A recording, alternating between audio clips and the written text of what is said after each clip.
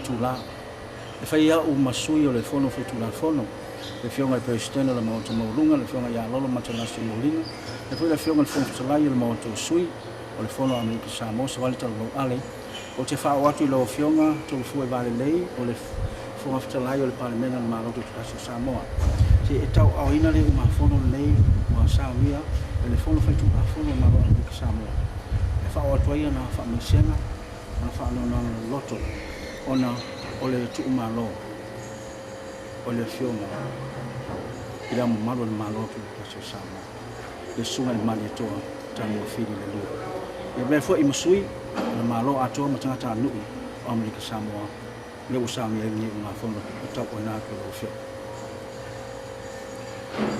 ya o te tala mal fa lo a o fa fo fo il pai o le tunu fa fo yo o tu monei ya a o le fala fulu ma le motusa o le au te langona ile nga faafetai fai o masui o le parlamento o le MALO tu tasio Samoa e a fo mai ile parlamento ma le kabinete fa pe foi a le parlamento mai sui MAMALU o le parlamento Samoa ya ma unei foi o lo ave ma faafetai ya e Malietoa nga faafetai no le lauto ti nga lofa ma le amana ia fo o le tu o le MALO le fionga le au MALU le MALO Samoa ia o le wa afuai le nei fa alo maulunga o tonu e te tasio ta upu i Samoa nei le usonga tu mo pole mainga ia fa pe foi le pa ia o le motusa ile la una mutasima to o le fale ula ta weitu mo le fale ula tangata ia fa pe foi li fatui le malovele wa ia le no fo mo pu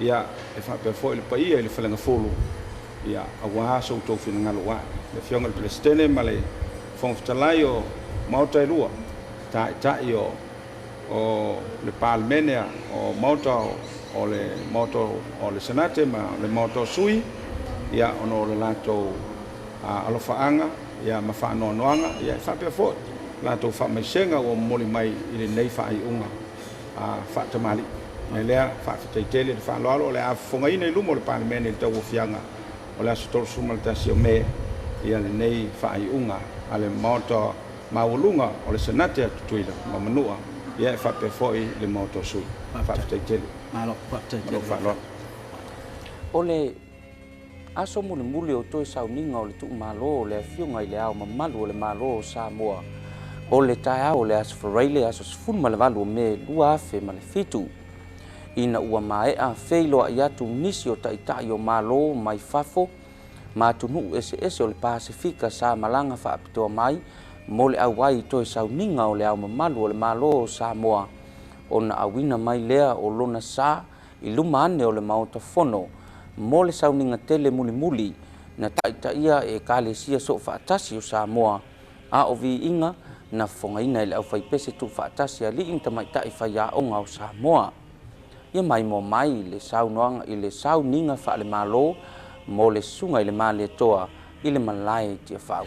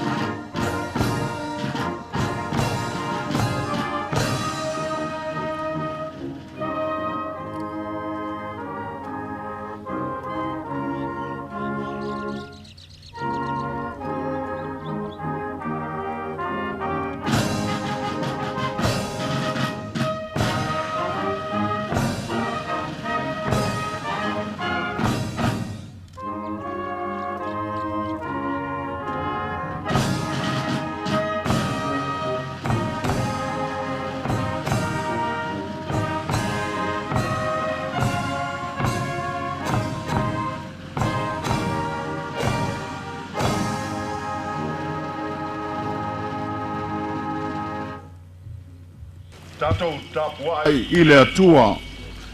Let us worship God. O au nei o le toe tū ma le ola. O le whātua mai I a te au le oti lava e o I le whaavavau. I am the resurrection and the life. Whoever believes in me will live, even though he dies. And whoever lives and believes in me will never die.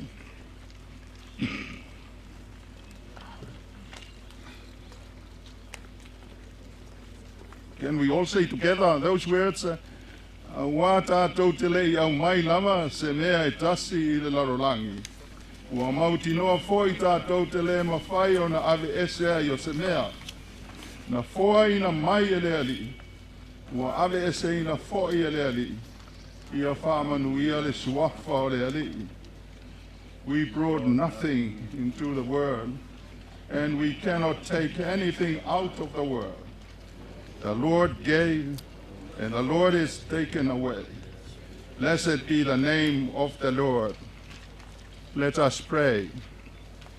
Tātou tatalo, le atua mamanai, lilingi fo yelo wanganga paia ilunga ya imatou uma taito tasi.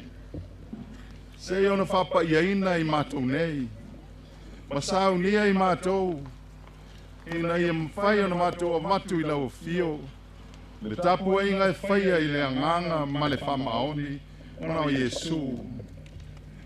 Almighty God, unto whom all hearts be open, all desires known, and from whom no secrets are hid, cleanse the thoughts of our hearts, we beseech you, by the inspiration of your Holy Spirit, that we may perfectly love you and worthily magnify your holy name, through Jesus Christ our Lord. Amen.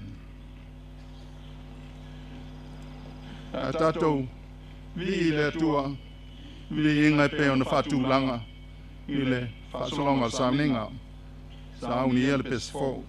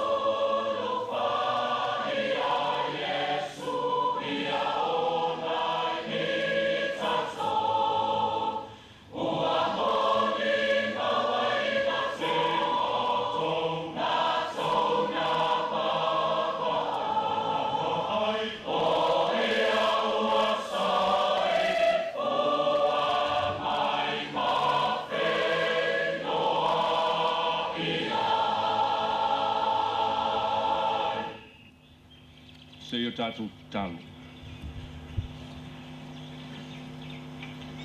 Le atua siri e se, le atua mamana, le atua mamalu, oio le atua matautia. Le atua oe, o le alofa fua, ma le alofa muti vale. Le tua e te sila fia mea umalawa e tu tupu I le soifua no lo mātou wola.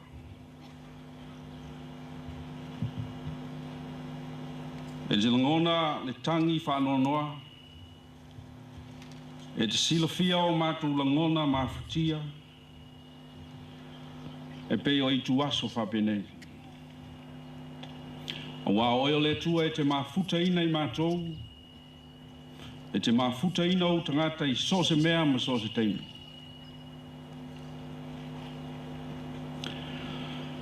O poto mai Samoa i le nei aso.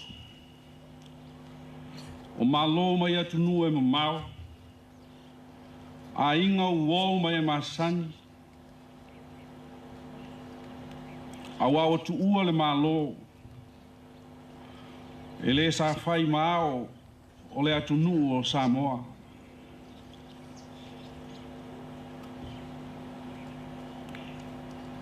Mo tu ua le MALO e le alitele. O le sa whai mata mao le atu nu.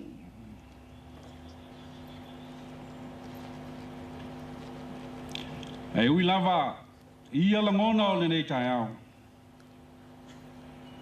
Ai mātou te loto te tele pea. O alo soi fua o ele tua.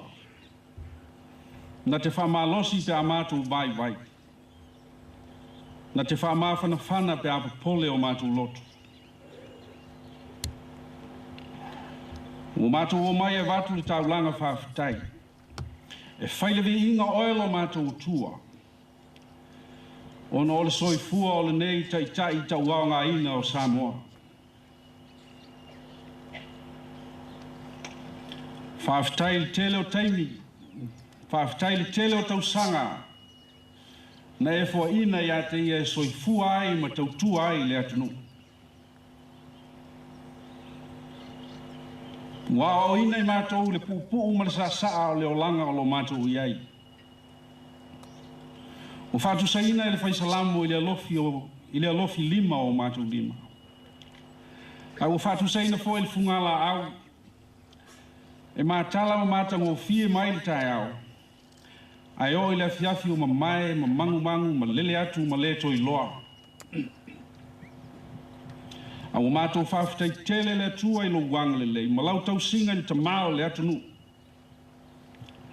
O ia au sia ia tau sanga e tele. E au auna ma tau tua ai le MALO Samoa.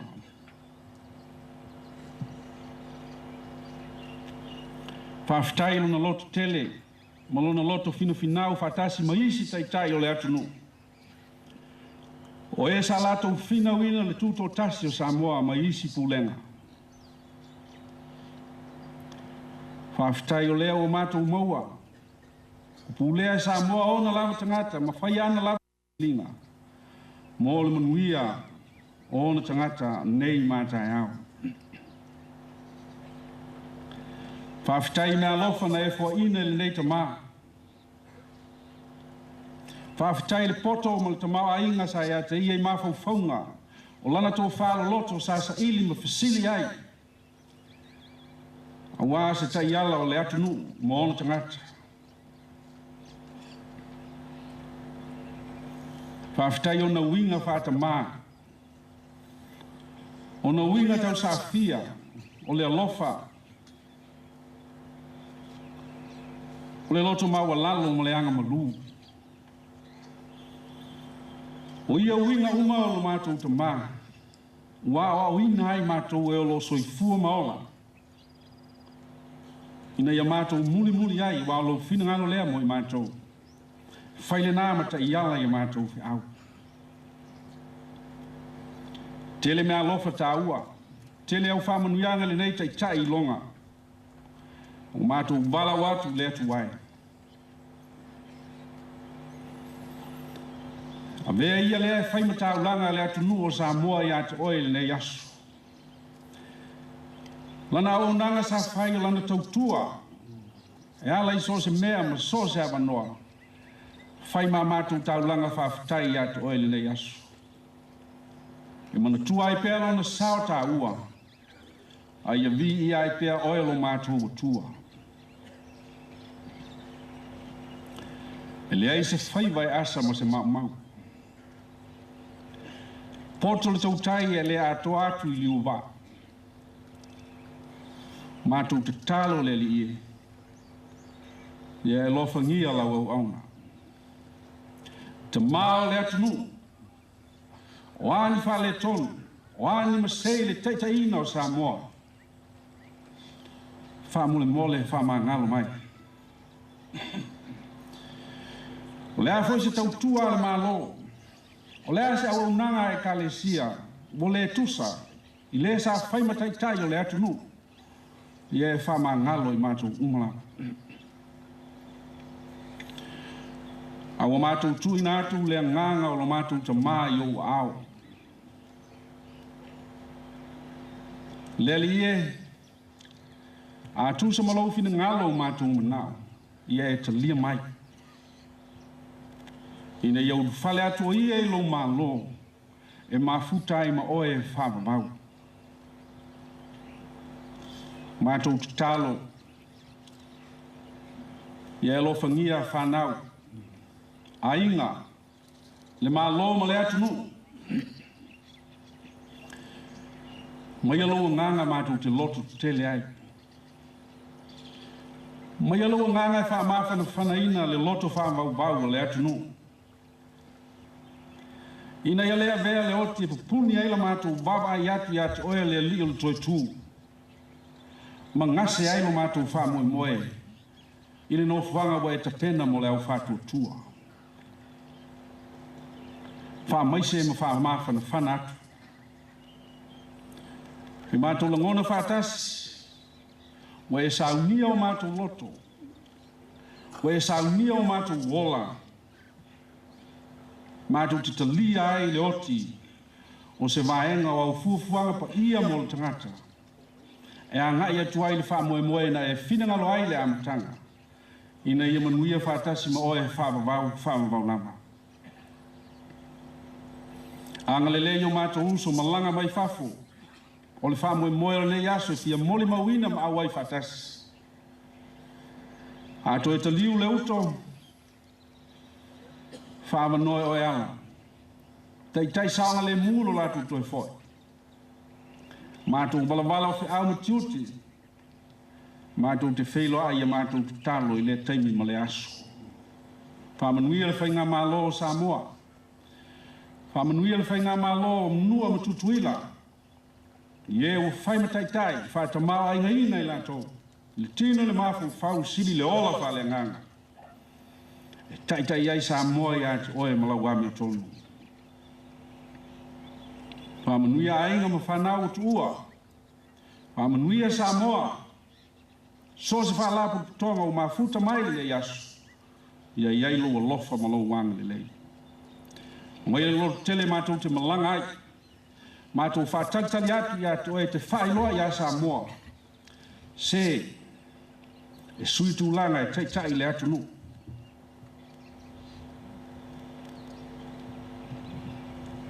Mai le lo tele malanga ai Samoa. E mātou malanga malaka tonu. E te iai whātasi mai mātou. E te whātonu la mātou wholaunga. E tau manu ai. E manui ai o mātou whai. Whailoa mai ai mātou. Ina mātou loa na muni muli e whailo whina ngalo. Ia mātou wola ma le loto talitonu. Mātou wola ma le mauti noa. O le mea sili. O ia te tātou le tua. O la mātou tālo lea.